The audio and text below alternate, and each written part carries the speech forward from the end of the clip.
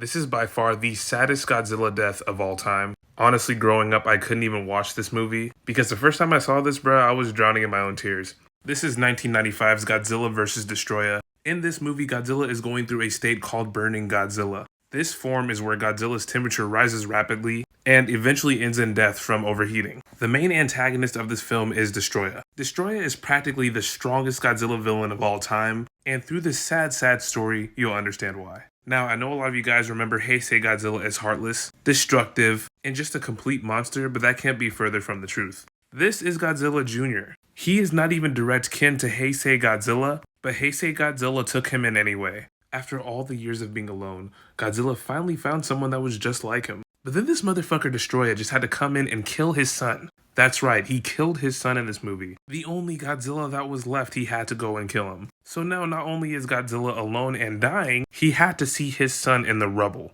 Dead.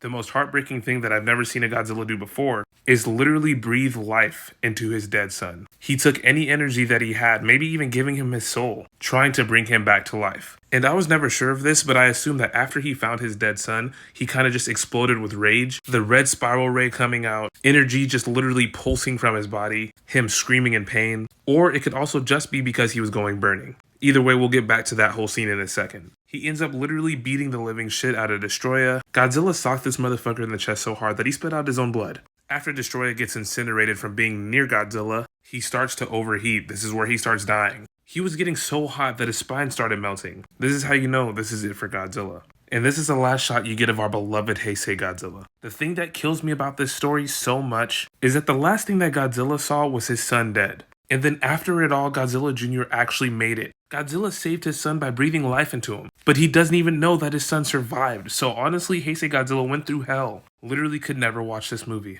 What do you guys think? Comment down below.